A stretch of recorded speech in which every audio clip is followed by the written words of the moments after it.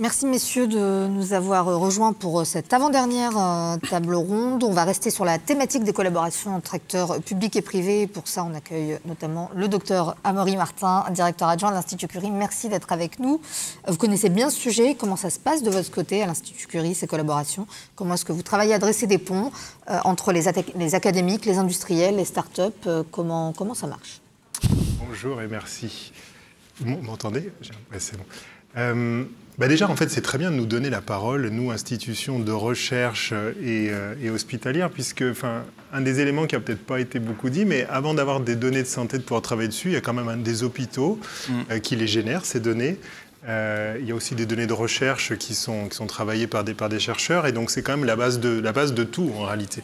Et donc, toute la question, finalement...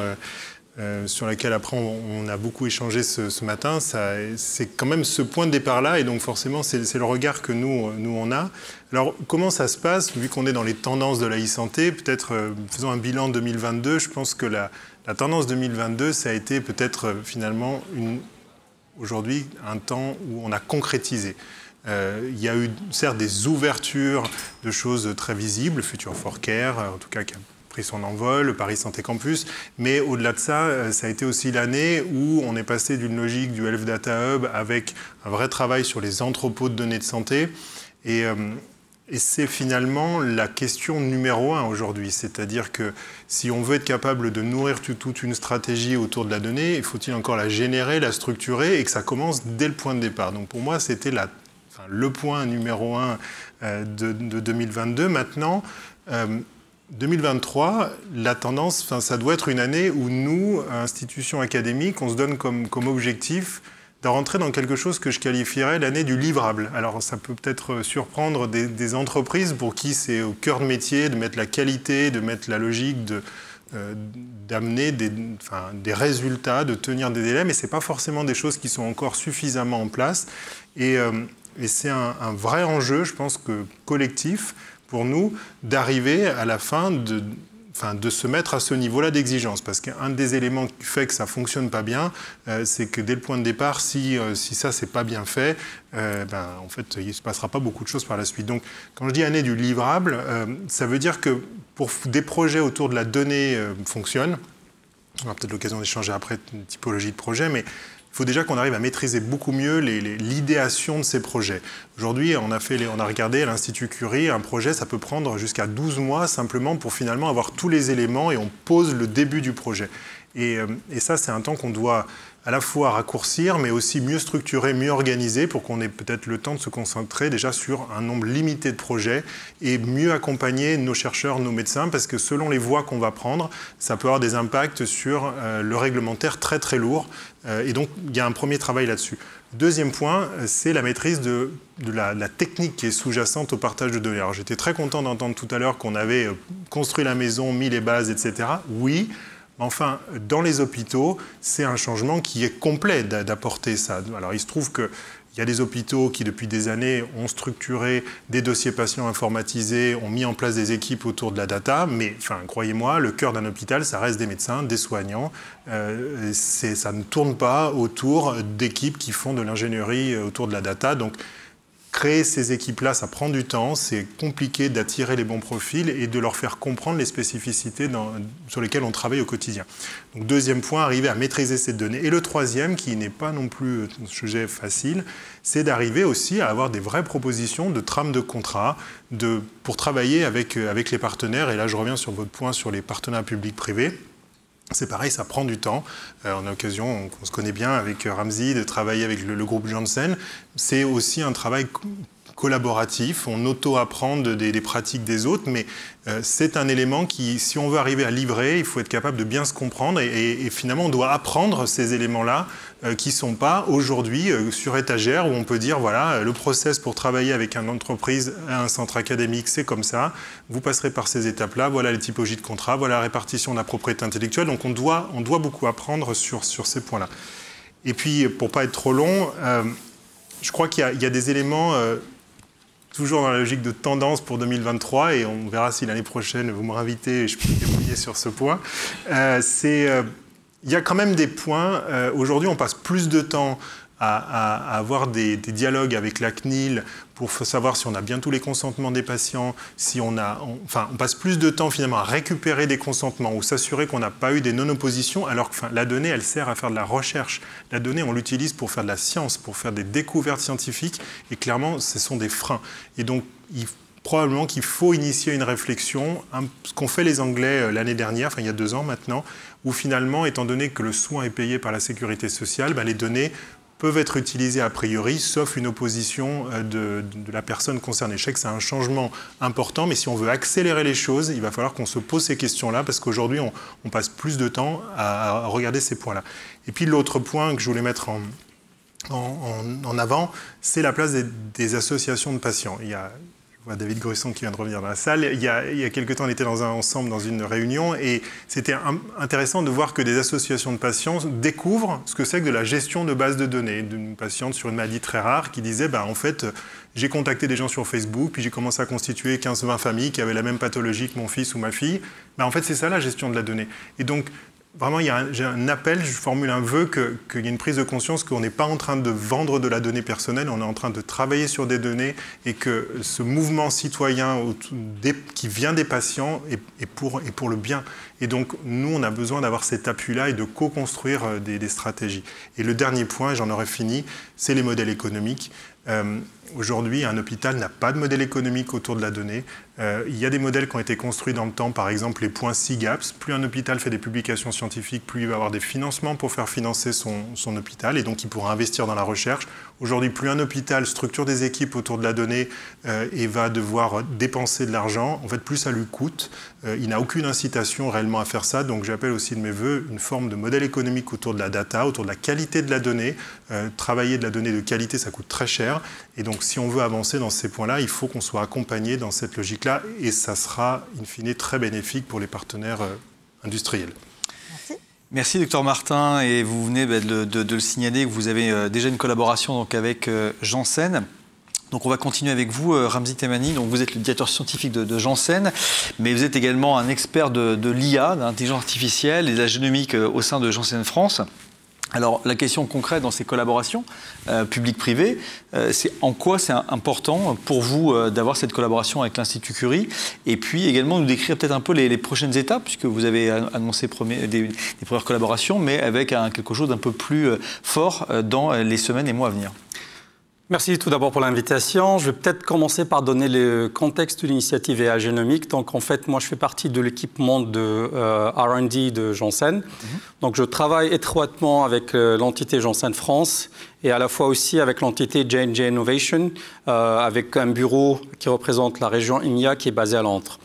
Et donc, en fait, l'objectif de l'initiative, c'est de travailler avec les 3 entités en interne pour identifier des questions et des thématiques de recherche pertinentes pour Janssen. Et ensuite, travailler avec l'écosystème français pour identifier des partenaires stratégiques et ensuite monter des projets de collaboration qui sont gagnant-gagnant pour les 2 membres.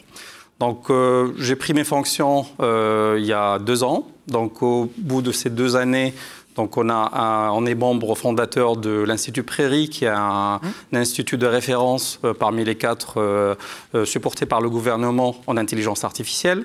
Donc, on a signé un premier partenariat avec l'Institut Pasteur. Donc, on a ce partenariat avec l'Institut Curie en oncologie. Et récemment, on est aussi grand partenaire de Paris Santé Campus. Okay. Donc, l'idée, c'est vraiment faire partie de l'écosystème, interagir avec l'écosystème et aussi essayer d'aider l'écosystème en utilisant aussi les ressources internationales qui sont dans nos équipes en recherche pour faciliter ces interactions. Donc, l'initiative AI Génomique s'intéresse à 4 piliers clés. Le premier, c'est vraiment les talents via les collaborations externes, l'accès à la data, le développement de méthodes d'intelligence artificielle ou l'amélioration de méthodes existantes. Et le 4e pilier, c'est vraiment l'accès à des plateformes computationnelles ou technologiques. Et en fait, le partenariat qu'on a avec Curie réunit toutes ces plateformes-là dans un seul projet. Parce qu'à la fois, on a accès à des chercheurs de qualité, à la fois dans la partie scientifique que la partie médicale. Donc, on travaille avec des experts qui sont plus proches du patient. Et aussi, on travaille aussi sur des développements communs de méthodes pour analyser des données multimodales Parce que, bon, on parle de la génomique parce que c'est plus répandu, mais il y a d'autres technologies qui sont aussi nouvelles, comme le single cell sequencing, et intégrer ces données-là et faire en sorte que la question de recherche réponde à une problématique qui va aider les patients demain, nécessite beaucoup de travail. Donc en fait, il y a une partie pour partir d'une idée qui est ambitieuse et qui intéresse les deux partenaires. Donc ça, c'est la partie facile.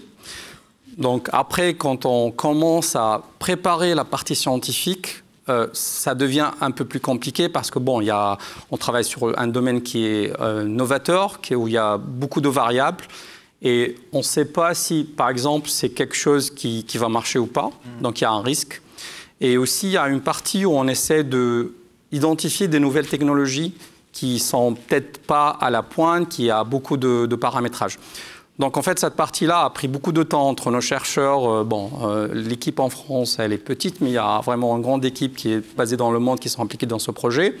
Et les chercheurs de Curie, pour des fois dire, est-ce qu'on fait ce protocole-là ou un autre? Et puis, du moment qu'on augmente le nombre de variables, le problème, il devient plus complexe. Et donc ça nous a pris beaucoup de temps pour dire est-ce qu'on fait ce protocole, est-ce qu'on utilise ces données-là, mais est-ce que ça marche ou pas, comment dérisquer. Et après, donc, il y a un aspect budget. Donc si on met un budget, donc on ne peut pas tout faire. Donc il faut choisir stratégiquement qu'est-ce qui peut marcher. Et il y a toujours un risque. Et après, une fois qu'on a fini cette partie-là, on va dire stratégique, question R&D et puis technique, il vient la partie administrative pour faire la contractualisation. Et donc, c'est là où c'est vraiment très important, où là, on a vraiment bien travaillé avec l'Institut Curie, avec Amaury en particulier. C'est vraiment s'assurer qu'on avance très vite sur ces parties-là. Parce que, bon, Janssen, c'est une boîte américaine, donc il y a toujours des échos. Et puis, moi, la première question qu'on pose en ramenant un partenariat, pourquoi travailler avec tel ou tel? Et puis, pour eux, donc voilà, ils connaissent Harvard, les grands centres, Mass General Hospital, ils travaillent avec les UK. Donc, il y a vraiment un travail interne avec le partenaire pour s'assurer qu'on arrive à faire un positionnement à l'échelle européenne et mondiale pour s'assurer qu'on arrive à convaincre les partenaires, les collègues en interne, que c'est un partenariat qui va marcher. Mais une fois qu'on signe, ce n'est pas assez, parce qu'il faut aussi montrer qu'on arrive à avancer assez rapidement. Et c'est là aussi qu'aux States, ils pensent qu'en France, on a beaucoup de vacances, on ne travaille pas beaucoup. Donc, on a pu montrer sur les premiers work packages avec Curie qu'on a pu délivrer les résultats à temps. Et ça crée un rapport de confiance avec le global. Et donc ça, c'est important que vraiment il y a une transparence et un rapport de confiance avec les partenaires qui permet toujours d'essayer d'avancer sur les problématiques. Et en fait, à la suite de ces premiers résultats positifs, donc ça a donné naissance à un corps cadre entre Janssen France et l'Institut Curie. Et là, on a un comité stratégique de pilotage pour essayer de penser au-delà de ce projet. Qu'est-ce qu'on peut faire ensemble sur l'aspect de l'éducation, sur la partie de la recherche, sur les aspects des essais cliniques, pour que ça soit une collaboration durable et stratégique sur le long terme. Et donc, ça, c'est vraiment important. Donc, en fait, je dis que c'est important d'avoir des partenaires, c'est important de travailler avec l'écosystème, mais c'est un travail sur le long terme. Et le plus important, c'est l'agilité et la transparence avec les partenaires. Parce que par ma expérience, j'ai vu qu'il y avait des partenariats où on voyait tout en vert au départ. Oui. Et après, ça n'allait pas parce qu'en fait, les termes de la collaboration, il n'y a pas assez de clarté. Et je pense que c'est ça aussi important pour les partenaires publics, c'est de s'assurer qu'il y a tout cet écosystème autour d'une idée pour faire en sorte que cette idée-là, elle marche. Bien sûr. Mais pas uniquement, mais que ça soit vraiment dans les classements mondiaux, que ça donne de la valeur ajoutée pour donner de la visibilité. Bien sûr. Merci Ramzi. Et puis je vois en fait que là, vous participez aussi à la valorisation de l'expertise française avec l'Institut Curie. Donc c'est parfait. On va également en reparler tout à l'heure avec notamment l'Institut Imagine. Merci à tous les deux. On va continuer avec vous, donc Philippe Emery, mais également Étienne Tichit, puisqu'on a parlé de beaucoup de collaborations publiques-privées, instituts de recherche. Là, on va parler en fait de deux acteurs privés qui pourraient très bien ne pas collaborer ensemble, mais c'est tout l'inverse. Vous avez souhaité en fait de travailler ensemble sur un projet, et notamment Monsieur Hulot en a un peu parlé sur la thématique des dispositifs médicaux, du diabète.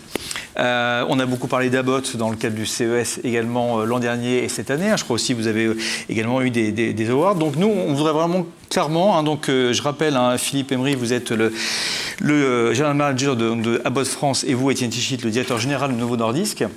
Est-ce que vous pouvez donc, Philippe, nous expliquer concrètement déjà ce que fait Abbott, mais surtout en quoi ce partenariat est important, avec un prisme, lorsqu'on a préparé cette table ronde, toujours dans le même sens de cet événement, c'est l'intérêt pour le patient, les gens qui nous écoutent, en essayant de comprendre comment ces deux acteurs peuvent améliorer le parcours de soins.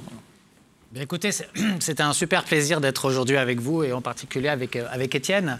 Et en fait, notre développement, notre partenariat, c'est un peu la synthèse de tout ce qu'on a vu ce matin. Et on va illustrer ça dans notre exposé. Donc Abbott, très rapidement, c'est une société globale présente dans 130 pays, qui a son siège à Chicago. Si vous voulez plus de renseignements, c'est abbott.com ou abbott.fr. Il y a quatre activités: les dispositifs médicaux, le diagnostic, la nutrition et les médicaments matures. Et dans la prise en charge du diabète, c'est un peu à mi-chemin entre les dispositifs médicaux et le diagnostic, finalement. Nous avons révolutionné la prise en charge du diabète en 2014 avec le lancement des capteurs de mesure en continu du glucose, Freestyle Libre. Et ces capteurs permettent aux patients de mesurer leur taux de glucose en continu, ce qui leur permet d'obtenir des données absolument incroyables qui n'étaient pas disponibles avant l'apparition de ces capteurs. Et dans ces données de glucose, bien évidemment, le patient comprend, voit ces variations de glycémie pour aider au maximum à la gestion du diabète. Une maladie qui demande beaucoup de connaissances, d'éducation, mais aussi de titrer son insuline. Donc, toujours dans ce cycle vertueux d'innovation incrémentale, fournir aux patients des données de glucose, c'est bien. Fournir aux professionnels de santé des données de glucose, c'est bien. Avoir un cloud pour échanger les données entre les patients et les professionnels de santé, c'est bien. Mais il manquait une donnée importante, c'est-à-dire ce que le patient s'injecte, qu'est-ce que le patient s'injecte comme dose d'insuline. Donc l'idée de notre partenariat avec Novo Nordisk, c'est d'avoir la capacité technologique de fournir aux patients et aux professionnels de santé les données de glucose et les données d'insuline ensemble.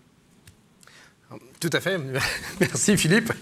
Et je pense que pour nous, c'est vraiment important au sein de Novo Nordisk de réfléchir en fait nos cycles d'innovation. Donc on est une société détenue par une fondation qui est centenaire cette année. Et notre travail a été vraiment d'abord d'innover sur la molécule, donc essentiellement l'insuline au départ. Ensuite, de pouvoir assurer le bon usage de cette insuline, donc avec l'utilisation de dispositifs injectables. Et aujourd'hui, on passe une nouvelle étape dans le sens où c'est augmenter l'expérience pour le patient et améliorer l'expérience pour le patient. Alors, quand on parle d'expérience patient, il y a 3 points qui sont importants. Déjà, c'est le partage, parce que quand on parle d'une maladie chronique, c'est comment on partage son quotidien, sa vie, sa glycémie, ses cycles insuliniques avec son professionnel de santé et ses professionnels de santé. Donc déjà, la première chose, c'est une approche pluridisciplinaire, donc le partage est au centre. Le deuxième aspect, c'est toute la fluidité de l'information, parce qu'évidemment, on parle beaucoup de technologie depuis ce matin, et en même temps, si on rend la technologie difficile, ça ne va pas marcher. Là, en l'occurrence, on a vraiment travaillé sur vraiment la fluidité de l'information, de façon à ce que, on parle d'interopérabilité. L'interopérabilité, c'est rendre le parcours de soins plus fluide et l'information plus fluide et plus transparente. Et puis le troisième volet, Thierry Hulot en a parlé tout à l'heure, sur l'accessibilité. Et on veut que cette technologie soit accessible au plus grand nombre. Donc il faut qu'elle soit simple. Donc là aussi, la visualisation est simple ou simplifiée, de façon à ce que le patient soit accompagné et ses informations à portée de main, au creux de sa main, sans avoir de compétences techniques, technologiques. Et puis l'autre aspect, c'est qu'on a décidé aussi de le faire sans surcoût pour le patient, dans le sens où le patient n'a pas à prendre en charge cette solution. Aujourd'hui, ces solutions-là sont couvertes par la sécurité sociale.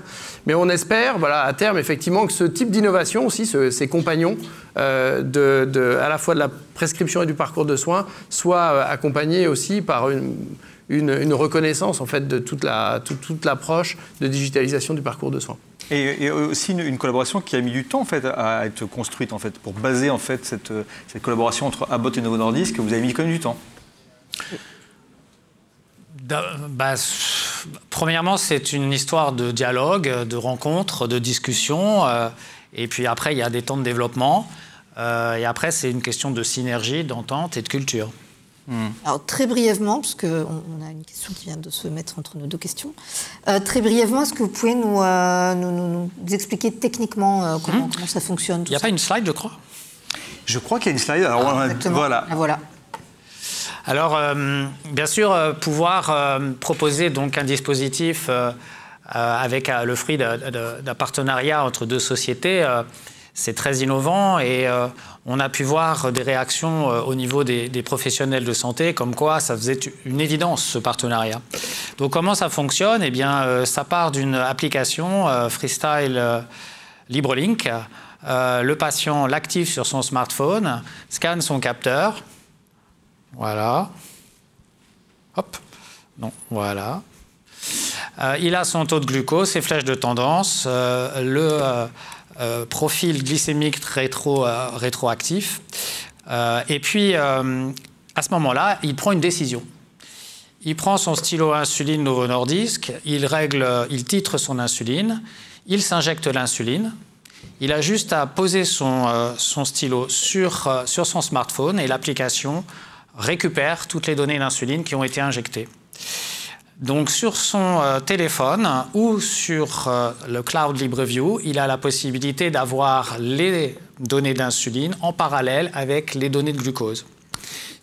Bien sûr, nous sommes dans la modernité et le patient peut donner l'autorisation pour son médecin d'avoir le transfert des données, l'interopérabilité des données. Et puis bien sûr, nous travaillons activement avec tous les projets que nous avons vus ce matin ensemble.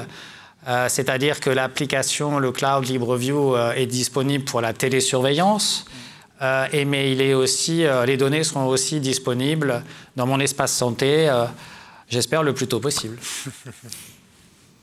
Ça fait beaucoup de sens d'être... Oui, et je pense que l'objectif derrière tout ça, c'est de prendre aussi en considération la charge mentale en fait, de la maladie chronique.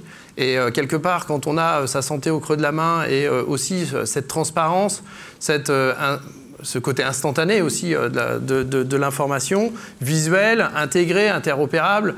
Donc, quelque part, c'est aussi aider le patient aussi à prendre son quotidien en charge, avec aussi une réduction des risques d'hyperglycémie, d'hypoglycémie. Donc il y a une possibilité aujourd'hui d'anticiper et d'avoir aussi un recours à un professionnel de santé qui peut aussi être à distance. Donc là, on parle de la téléassistance. Et ça, c'est un recours nouveau pour le patient. Et dans le numérique, on sait qu'il y a forcément parfois un poids aussi en termes, on parle de RSE, notamment sur la pollution numérique. Vous avez, vous, dans le cadre de votre activité, développé aussi des activités de recyclage de ces dispositifs. Je crois que c'est une valeur qui est commune à tous les deux. Est-ce que vous pouvez nous en dire un mot et peut-être pour conclure également aussi, en quoi c'est pertinent et intéressant d'avoir cette double innovation et là sur le long terme en fait? C'est là où on voit qu'on matche bien tous les deux. Hein. On a une filière individuelle en ce qui concerne les capteurs usagés et le patient, on fournit au patient un kit de collecte. Le patient peut renvoyer ses capteurs usagés et nous avons un partenariat technologique qui est assez unique avec un recyclage qui nous permet de récupérer 98% des métaux contenus dans les capteurs. C'est assez exceptionnel et assez unique et nous sommes très fiers de ce traitement. Oui, et en ce qui nous concerne, évidemment, on propose les deux options parce que le patient peut vouloir un dispositif qui est pré-rempli, mais dans le cadre de la santé connectée, c'est un dispositif qui est rechargeable. Et dans tous les cas, on a aussi cette responsabilité environnementale qui est au cœur de notre action. Donc, partager une expertise commune avec et pour le patient, avec et pour le professionnel de santé, avec et pour le numérique en santé, pour nous c'est clair. Et en même temps, c'est aussi s'engager dans une voie dans la médecine à 5P. Hein. Donc si on coche le personnalisé, oui, puisque ce sont vos informations de santé qui sont à disposition. Préventive, déjà une prévention des hypos, des hyper. Pour le patient atteint de maladies chroniques, comme le diabète, c'est particulièrement important. Participatif, parce que c'est connecté à l'ensemble des professionnels de santé, fondé sur des preuves, puisque la data ne ment pas, et en plus, elle est disponible en temps réel. Et puis, prédictive, quelque part, eh bien, par aussi cette simplicité d'utilisation, c'est aussi pour la personne atteinte d'une maladie chronique comme le diabète, de pouvoir aussi prédire ces événements. Et donc, quelque part, de pouvoir anticiper et certainement de réduire sa charge mentale. Donc, c'est pour ça qu'on est ravis d'être avec vous aujourd'hui et puis avec Philippe de pouvoir partager aussi notre expérience. On a quasiment 10 000 patients aujourd'hui qui bénéficient de nos solutions. Donc, on espère que ce sera le plus grand nombre prochainement. Eh bien, merci à tous les quatre pour ces exemples riches et le partage de votre expérience. Je vous propose de continuer. On va essayer d'aller un peu plus vite puisqu'on est un peu en retard. Merci à tous.